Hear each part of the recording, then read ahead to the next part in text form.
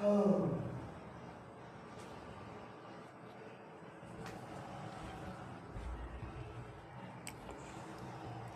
नमस्कार, मैं आपका भाई प्रमोद सम्राट आपके अपने यूट्यूब चैनल रंगपुर एकेडमी में आपका बहुत बहुत स्वागत करता हूं। जैसे कि दोस्तों हम पढ़ रहे थे अनुपात समानुपात। इसमें हमने पार्ट 1, 2, 3, 4 पढ़ लिया था और आज हम पार्ट 5 पढ़ेंगे।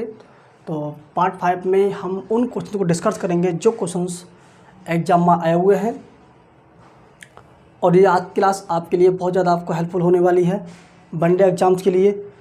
तो चलिए स्टार्ट करते हैं अपनी क्लास हम। तो पहला क्वेश्चन हमारा इस तरह से है, देखिएगा।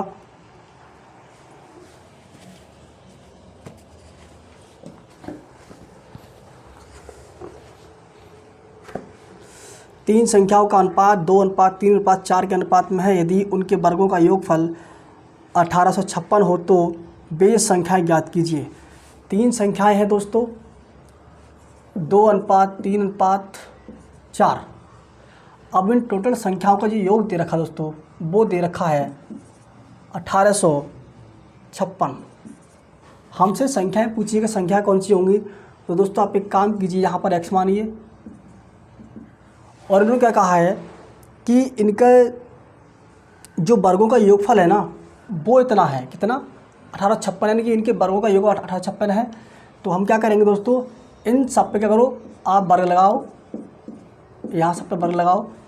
तो दोस्तों वर्ग लगाने से हमारी संख्या क्या हो जाएगी, 2 दूनी 4 x स्क्वायर, 3 3 9 x स्क्वायर, 4 चौक 16 x स्क्वायर। दोस्तों इन सब का योग जो दे रखा है वो दे रखा है 1856 दे रखा है। अब इन सबको ऐड करो,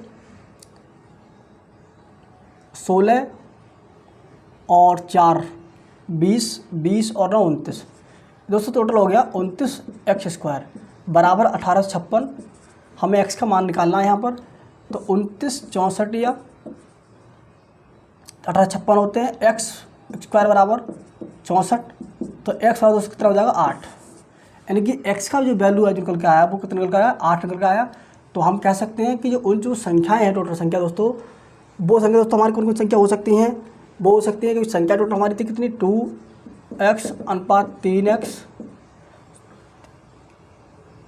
x तो हमने वहाँ माना था दोस्तों 3, और ये 2, और ये संख्या हमारी कितनी 4।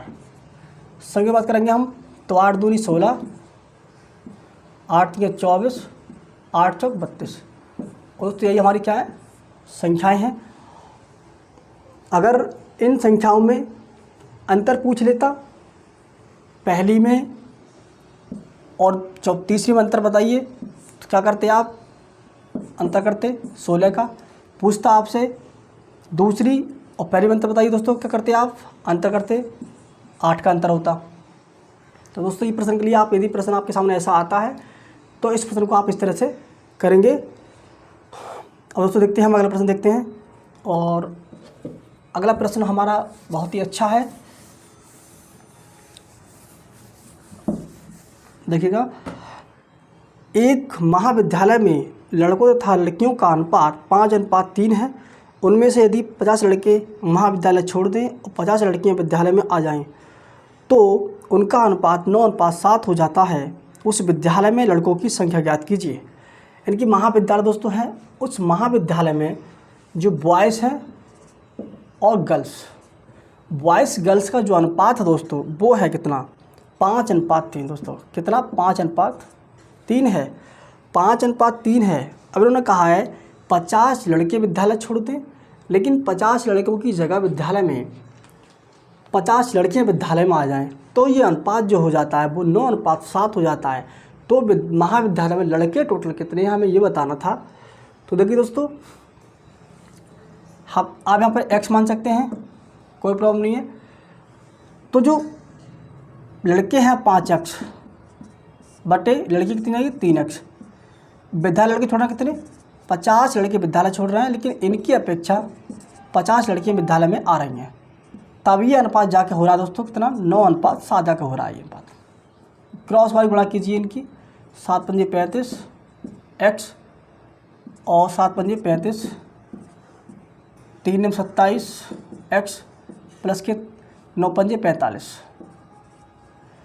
ये इधर लाएंगे इसके लिए हम, तो हमारे पास बचेगा ये 8x हो जाएगा बराबर, इधर पहुंचेगा हमारा ये माइनस का, ये प्लस इधर पहुंचेगा प्लस का जाएगा, ये हमारा हो जाएगा कितना 800। x की वैल्यू जो निकल कर आएगी दोस्तों कितनी आएगी 100, यानी कि x बराबर 100। हमसे पूछा क्या था कि विद्यालय में लड़कों की संख्या बताइए, तो दोस्तों विद्यालय में लड़कों की सही संख्या जो हो जाएगी दोस्तों कितनी हो जाएगी कि 5x लड़के हैं 3x लड़कियां हैं, ठीक है ना, 5x लड़के हैं 3x लड़कियां हैं, तो दोनों की अगर हम बात करें लड़कों की तो 5 गुणा 100 बराबर 500 लड़के हो जाएंगे। अगर टोटल की बात करें दोस्तों तो 5 और 3 8, 800 हो जाएंगे दोस्तों। और अगर दोनों की अंतर की बात करें, विद्यालय में लड़कों लड़कियों के अंतर बताइए, तो ये हमारा 2 का अंतर होगा, तो 100 दूनी कितने हो जाएंगे दोस्तों 200। यानी प्रश्न हमसे घुमा के कैसे पूछ सकता है कि हमें प्रश्न को हर तरह से निकालना आना चाहिए, और प्रश्न का आंसर भी हमें पता होना चाहिए कि हम प्रश्न का आंसर कैसे निकाल सकते हैं। चलो दोस्तों हम चलते हैं अगले प्रश्न की तरफ। और दोस्तों अगला प्रश्न दोस्तों हमारा इस तरह से है कि 1:2:3 के अनुपात में 3 संख्याएं ज्ञात कीजिए जिनके वर्गों का योगफल 504 हो, जिनके वर्गों का योगफल 504 हो। दोस्तों वही तरीका अपनाएंगे हम। इसमें 3 संख्याएं दे रखी हैं 1, 2 और 3। समय दोस्तों x मान सकते हैं आप यहाँ पर। वर्गों का योगफल दे रखा है कितना 504, तो x ये हो जाएगा हमारा x² और 2 दूनी 4 x², 3 3 9 x², ये हमारा हो जाएगा 9 5 14, 14 x बराबर दे रखा दोस्तों कितना 504। x की दोस्तों वैल्यू निकालनी है, तो दोस्तों x की जो हमें वैल्यू निकालनी है तो हम क्या करेंगे दोस्तों 14 3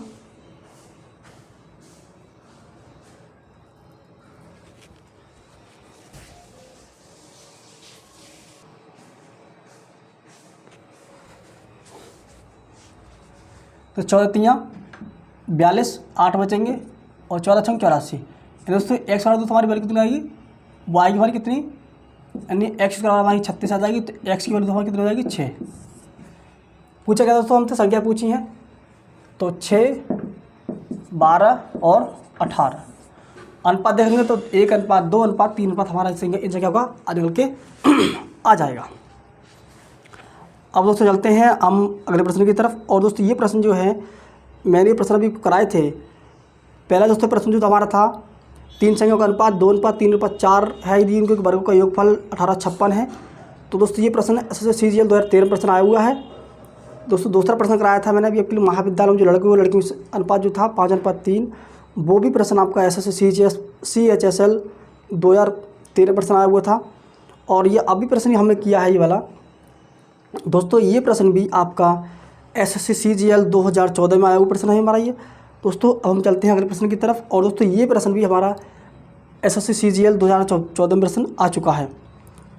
तो देखिए दोस्तों प्रश्न आपको इस तरह से अगला प्रश्न हमारा कि एक आदमी अपनी संपत्ति को इस प्रकार विभाजित करता है कि उसके पुत्र और पत्नी के शेयर तथा पत्नी और पुत्री के शेयरों का अनुपात 3:1 है। यदि पुत्री को पुत्र से 10,000 रुपये कम का शेयर मिलता है तो पूरी संपत्ति का मूल्य बताइए।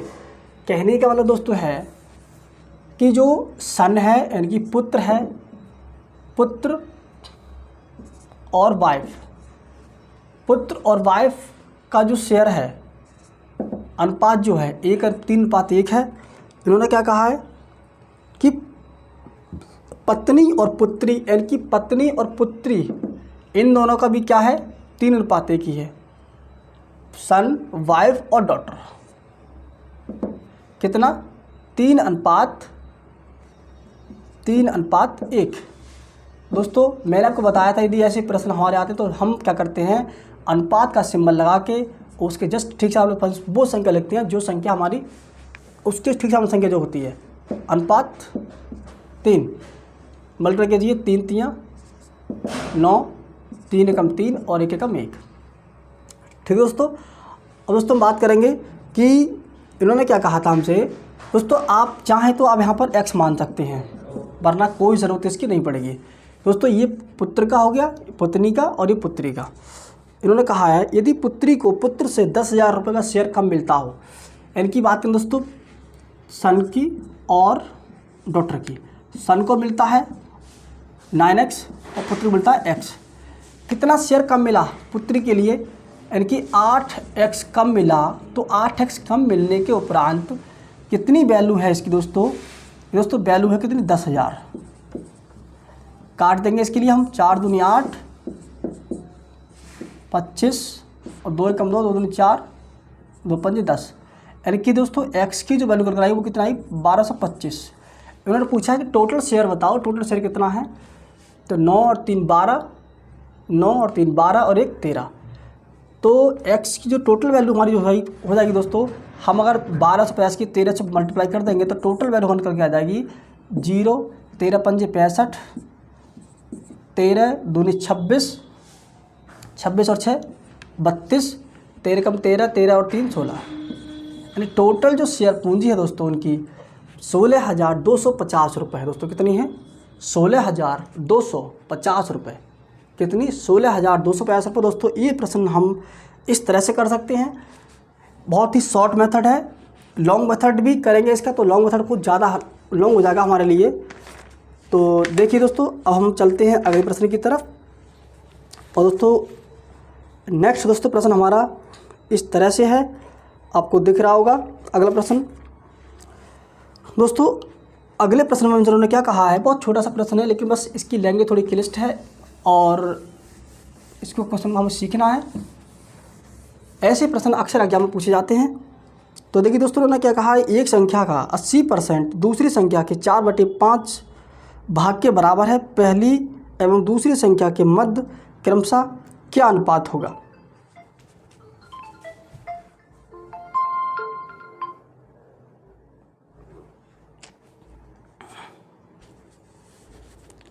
मध्य क्या अनुपात होगा, यानी कि एक संख्या का 80% दूसरी संख्या के 4/5 भाग के बराबर है, पहली एवं दूसरी संख्या के मध्य क्रमशः अनुपात क्या होगा। यानी कि पहली संख्या हमने मान ली x का 80% बराबर दूसरी संख्या के यानी कि y के 4/5 के बराबर है। दोस्तों एक काम कीजिए, सिंबल हटाइए परसेंट का, अपॉन में 100 लिखिए, 0 से 0 कट जाएगा, 2 चौक 8, 2 पंजे 10। यानी कि x गुणा है दोस्तों हमारा कितना आ गई 4/5 बराबर y गुणा 4/5, इनसे कट जाएगा दोस्तों हमारा समानता। यानी कि x/y बराबर हमारा जो अनुपात आ जाएगा 1:1। और दोस्तों यही हमारा क्या है आंसर। और इसका ऑप्शन दे रखा है इनमें से कोई नहीं, तो इसका आंसर हमारा जो होगा इनमें से कोई नहीं, इसका हमारा करेक्ट आंसर होगा। दोस्तों चलते हैं हम अगले प्रश्न की तरफ। और दोस्तों अगला प्रश्न हमारा बहुत ही अच्छा प्रश्न है। तो देखिए दोस्तों अगले प्रश्न में क्या कहा है इन्होंने,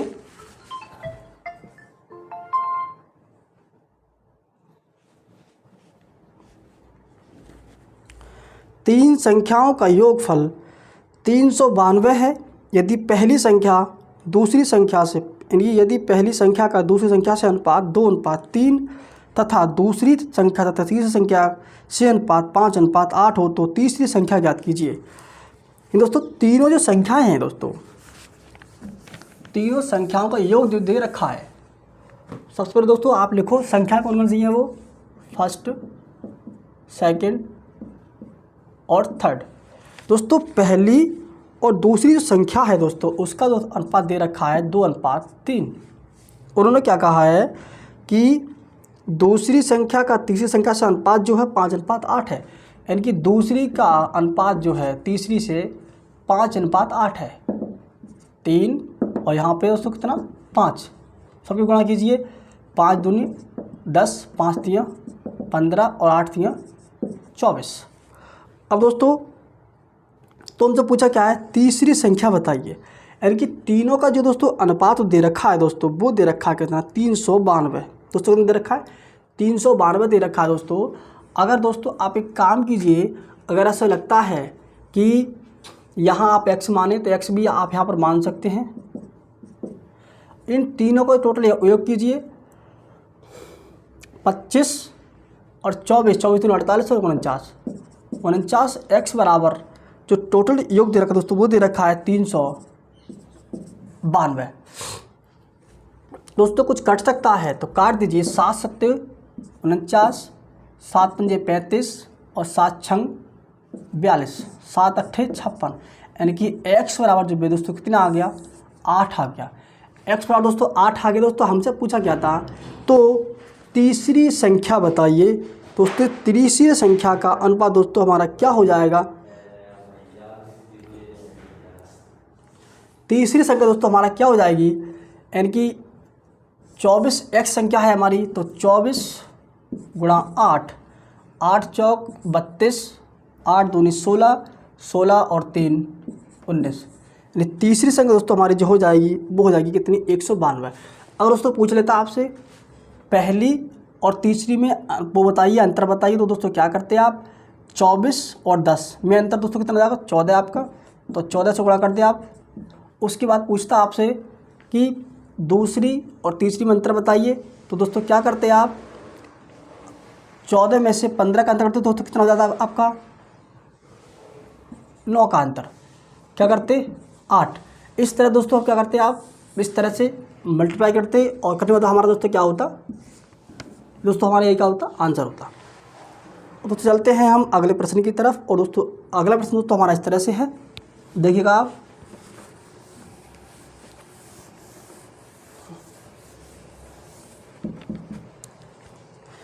एक स्कूटर और एक मोपेड के मूल्यों का अनुपात 5:9:5 है।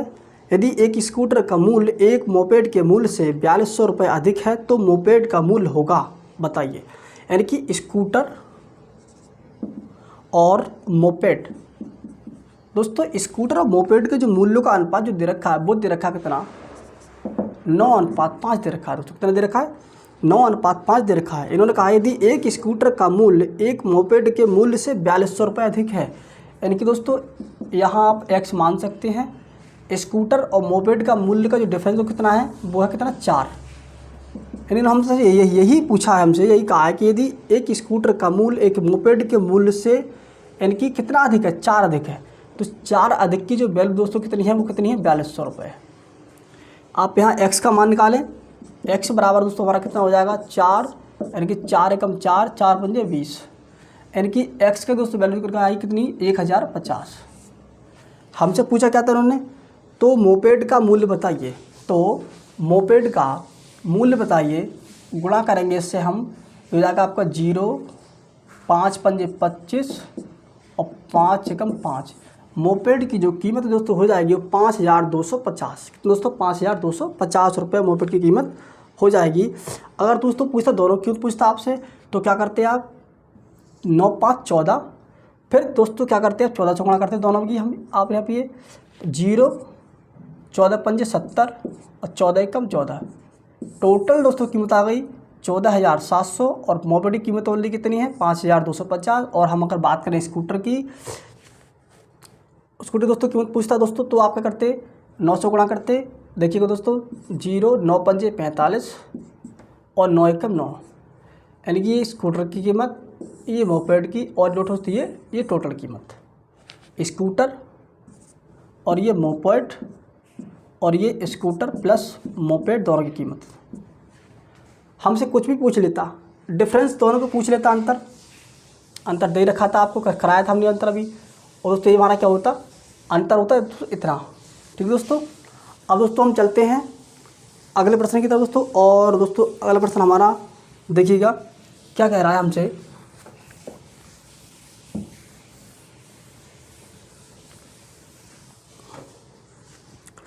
आज से 12 वर्ष बाद पारुल की आयु 49 वर्ष हो जाएगी।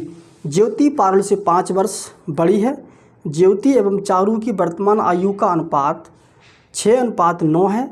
14 वर्ष पूर्व चारू की आयु बताइए। दोस्तों हम बात करें दोस्तों पारुल की यदि बात करें, इन्होंने हमसे चारू की उम्र पूछी है, 14 वर्ष पहले कितनी उम्र थी चारू की। तो देखो दोस्तों हम बात करें, इन्होंने कहा है कि आज से 12 वर्ष बाद पारुल की जो आयु है 49 वर्ष की हो जाएगी। इनकी आज से बात कर रहे हैं, आज से 12 साल बाद जो उम्र होगी पारुल की दोस्तों, वो कितनी हो जाएगी दोस्तों? वो हो जाएगी कितनी? 49 साल की। इनकी आज से 12 साल बाद जो उसकी उम्र है पारुल की, वो 49 हो जाएगी। तो हम बात करें दोस्तों पारुल की आज उम्र कितनी है। आज की उम्र, क्योंकि 12 वर्ष बाद होगी ना, तो 12 साल बाद होगी। तो दोस्तों अगर ये 12 साल इसमें से हम निकाल दें इसमें से ये, तो दोस्तों कितनी बचेगी? यानी कि आज पारुल की जो उम्र है ना, आज यानी कि पारुल की आज यानी पारुल की आज की उम्र है, पारुल की आज की दोस्तों जो उम्र है ना, वो दोस्तों कितनी है? 37 साल। सीधी सीधी बात है, इसे लिखना नहीं पड़ेगा, मैं आपको लिख के सिर्फ समझा रहा हूँ, बता रहा हूँ आपके लिए, कोई ज़रूरत नहीं लिखने की, सिर्फ आपको समझा रहा हूँ चीज़ के लिए। यानी कि आज से 12 साल बाद पारुल की जो आयु है 49 वर्ष होगी। तो आज की उम्र पारुल की कितनी है? 37 वर्ष। अब दोस्तों बात कर रहे हैं कि चारू, अब इन्होंने क्या कहा है हमसे कि ज्योति जो है ना, ज्योति पारुल से 5 वर्ष बड़ी है। तो ज्योति की आज की उम्र 37 वर्ष है। तो ज्योति की आज की उम्र की दोस्ती कितनी हो जाएगी दोस्तों? 5 वर्ष बड़ी है ना ये, यानी कि पारुल से 5 साल बड़ी है। तो पारुल की आज की 37 साल है, तो इसमें 5 साल हम ऐड करेंगे दोस्तों। तो दोस्तों कितनी हो जाएगी दोस्तों? ये 42 साल। ठीक है दोस्तों, यानी कि पारुल की आज की उम्र 37 साल और ज्योति की आज की उम्र दोस्तों कितनी है? 42 वर्ष। ठीक दोस्तों, कितनी दोस्तों? 42 वर्ष। आज की उम्र कितनी है दोस्तों? 42 वर्ष। अब इन्होंने क्या पूछा है हमसे? इन्होंने पूछा है कि ज्योति और चारू की जो वर्तमान आयु, यानी कि ज्योति और चारू की जो वर्तमान आयु का जो अनुपात दे रखा है, वो दे रखा है 6:9। अब ज्योति की उम्र दे रखी है इन्होंने 42। आप यहाँ x चाहें तो x मान सकते हैं। तो यानी कि 6x बराबर जो वैल्यू हो जाएगी कितनी दोस्तों? 42। तो 6 कब जाए? 6 सत्ते 42। ज्योति की वर्तमान आयु 6 सत्ते 42 वर्ष और चारू की वर्तमान आयु 9 सत्ते 63 वर्ष। हमसे पूछा था कि ज्योति की उम्र बताइए कितनी, यानी कि 14 वर्ष पहले उम्र बताइए, यानी कि 14 वर्ष, यानी कि इसमें जो है 14 साल पहले तक की ऐड हो चुकी है, लेकिन ये 14 साल पीछे की बात कर रहा है। तो आज की उम्र कितनी है इसकी? 63। 14 साल पीछे की बात कर रहा है। तो दोस्तों हाँ, इसमें से आप 14 निकाल देंगे दोस्तों, तो दोस्तों कितना बचेगा? 9 4 13 और 4, यानी कि जो 14 साल पहले, 14 वर्ष पहले जो उम्र होगी वो चारू की जो हो जाएगी कितनी? 49 साल। दोस्तों कितनी जाएगी? 49 साल। दोस्तों इस प्रश्न को मैं दोबारा से रिपीट कर देता हूँ। इनकी जो पारुल है, पारुल की एज जो है आज से 12 साल बाद 49 साल की होगी। तो पारुल की आज दोस्तों एज कितनी हो जाएगी? 37 वर्ष की। अब दोस्तों बात कर रहे हैं कि जब 35 वर्ष पारुल की एज आ गई, तो उन्होंने कहा ज्योति जो है वो पारुल से 5 वर्ष बड़ी है। तो ज्योति आज 37 साल की है, तो 37 और 5 42, यानी कि 42 साल की हो गई। कौन? ज्योति हो गई। अब दोस्तों बाद में कहा ज्योति और चारू की आयु का जो अनुपात दे रखा है वो दे रखा है 6:9। ठीक है, 6:9 दे रखा है। ज्योति की उम्र दे रखी है 42 साल। हम x यहाँ मान सकते हैं, तो हमारा एक x की वैल्यू निकालेंगे तो वो दोस्तों कितनी आ गई? हमारी 7 आ गई। यानी कि ज्योति की उम्र कितनी आ गई? 42 और चारू की उम्र कितनी आ गई? 63 वर्ष। 63 वर्ष उम्र आ गई चारू की, 42 वर्ष आ गई ज्योति की। तो पूछा था कि चारू की 14 वर्ष पहले की उम्र बताइए। 14 वर्ष पहले चारू कितने साल की थी? तो 14 साल हम घटा देंगे इसकी एज में से, तो कितनी हो जाएगी? 49 वर्ष, यानी कि 49 वर्ष की कौन थी? चारू थी। चलते हैं दोस्तों हम अगले प्रश्न की तरफ। और दोस्तों ये प्रश्न आपका NIACL असिस्टेंट 2015 में प्रश्न आया हुआ प्रश्न आपका ये। दोस्तों हम चलते हैं अगले प्रश्न की तरफ और देखिए हमारा दोस्तों अगला प्रश्न।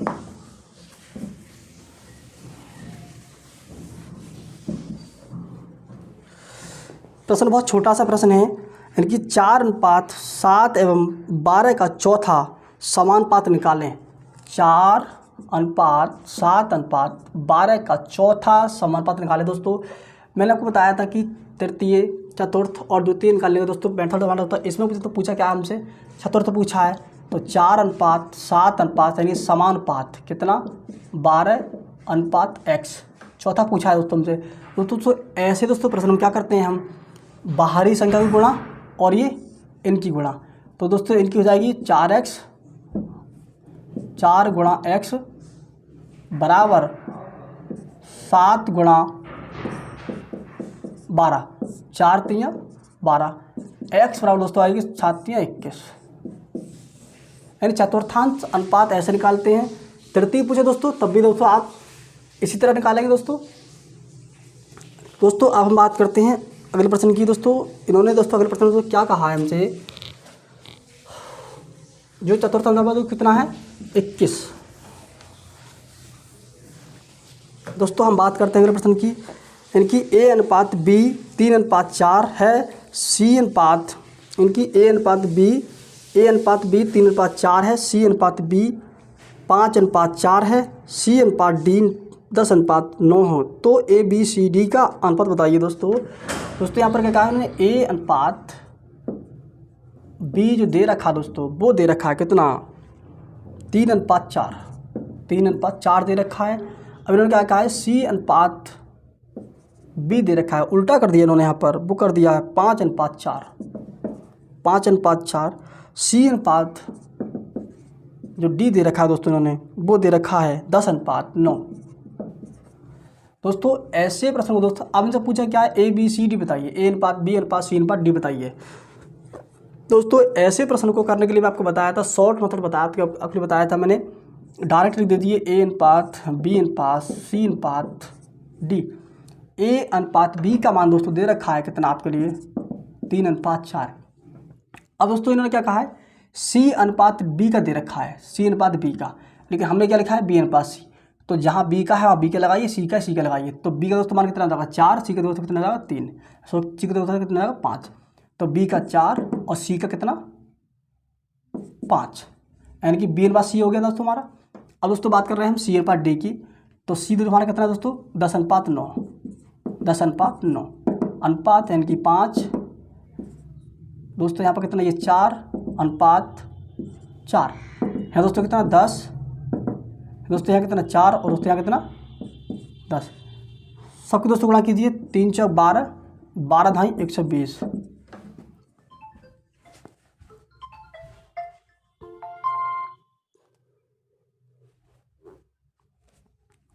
3 × 12 = 120, 4 × 16 = 160, 5 × 20,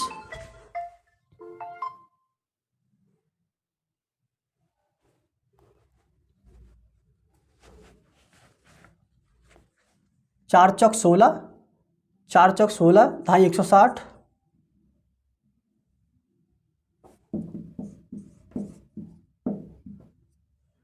4 × 5 = 20, 20 = 200, 4 × 5 = 20, 180।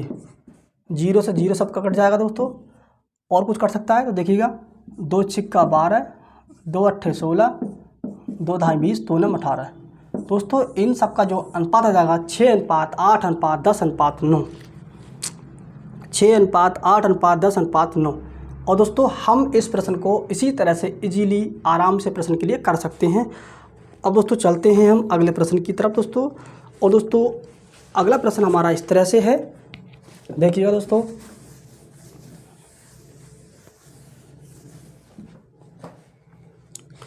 यदि a अनुपात b बराबर 2/9:1/3, सॉरी a अनुपात b बराबर 2/9:1/3, b अनुपात c बराबर 2/7:5/14 तथा d अनुपात c बराबर दे रखा दोस्तों, ये उल्टा फिर उल्टा कर दिया, d अनुपात c बराबर दे दिया 7/10:3/5। तो a b c d का अनुपात बताइए दोस्तों। हम बात करेंगे यहाँ पर a अनुपात b की। दोस्तों वो दे रखा है उन्होंने कितना दे रखा है 2/9:1/3। दोस्तों ए बी का दोस्तों यहाँ मान निकालिए आप, तो a/b दोस्तों हो जाएगा, यानी कि 2/9 गुणा 3/1। सभी दोस्तों हमारी उलट जाती है, 2 3 × 3 3 3 9, ठीक दोस्तों, 3 × 3। तो दोस्तों हमारा a अनुपात b दोस्तों हो जाएगा 2/3। दोस्तों हम बात करें यहाँ पर अगर हम बात करें B अनुपात C की, तो दोस्तों वो कितना दोस्तों हमारा है 2/7 अनुपात 5/14। दोस्तों हम बात करें B/C की, तो 2/7 गुणा 14/5, 2 एकम 2,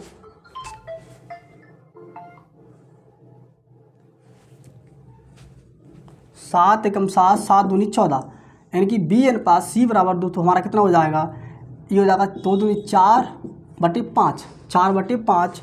अब दोस्तों हम बात कर रहे हैं D/C की, D/C दोस्तों हम बात कर रहे हैं, तो दोस्तों हमारा D/C दोस्तों दे रखा है इन्होंने 7/10 अनुपात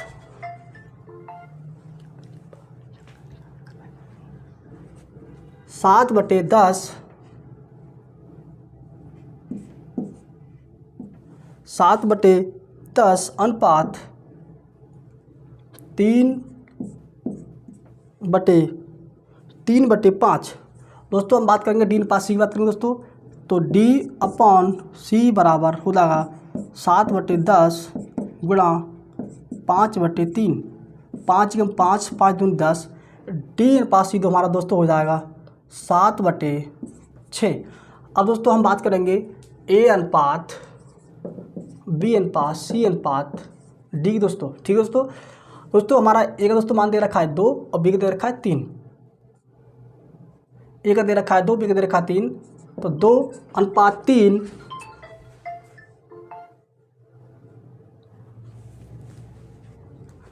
2/3 दोस्तों, 2/3 दे रखा है। अब दे रखा दोस्तों हमारा दे रखा है B/C दे रखा है दोस्तों कितना 4/5, तो 4/5 दे रखा है दोस्तों। अब दोस्तों ने यहाँ पर दे रखा है D/C दे रखा है, कितना दे रखा है दोस्तों D/C दे रखा है। तो देखिए दोस्तों D की वैल्यू 7 है, B की वैल्यू कितनी है 6 है, C की वैल्यू कितनी 6 है D/7, यानी कि हम दोस्तों करेंगे इसके लिए उल्टा लिखेंगे 6/7। दोस्तों यहाँ 5 कीजिए, यहाँ 3 कीजिए दोस्तों, यहाँ 3 कीजिए, यहाँ 6 कीजिए, यहाँ 6 कीजिए, यहाँ पर दोस्तों कितना 4, 6 चौक 24, तो 4 दूनी 8 छंग 48, 3 चौक 12 छंग 72, 3 चौक 12 छंग 72, और 3 पंजे 15 छिक्का 90, 3 पंजे 15 सत्ते 105। दोस्तों इसे आप क्या कर सकते हैं, 3 पंजे 15 सत्ते 105। दोस्तों अगर ये संख्या हमारी कटती दोस्तों हम संख्या काट सकते हैं। देखिए दोस्तों 3 एकम 3, 3 छंग 18, 3 दूनी 6, 3 चौक 12, 3 तिया 9, 3 तिया 9, 3 पंजे 15 दोस्तों। और दोस्तों यही हमारा क्या है इसका आंसर। दोस्तों इस प्रश्न को आप इस तरह से इजीली निकाल सकते हैं। हमें कोई भी संख्या, कुछ लोग A और B बराबर करते हैं, यहाँ देखो B का दे रखा है 2, यहाँ दे रखा है B का मान कितना 4, तो यहाँ पर बराबर करेंगे, गुणा करेंगे ऊपर नीचे। ऐसा कुछ भी करने की ज़रूरत नहीं है, डायरेक्ट आप इजीली इस तरह से आंसर निकाल सकते हैं। शॉर्ट मेथड है, अच्छा मेथड है, आप प्रश्न को इस तरह से कीजिएगा। और यदि आपको क्लास पसंद आई हो तो प्लीज़ क्लास को लाइक शेयर कमेंट ज़रूर कीजिएगा, और हमें कमेंट सेक्शन में इसका रिप्लाई ज़रूर दीजिएगा, और अधिक से अधिक वीडियो को शेयर कीजिएगा, लाइक कीजिए, और दोस्तों जितना हो सके सब्सक्राइब कीजिए, और दोस्तों यार दोस्तों अपना सब्सक्राइब चैनल कराइए। जय हिंद, जय भारत।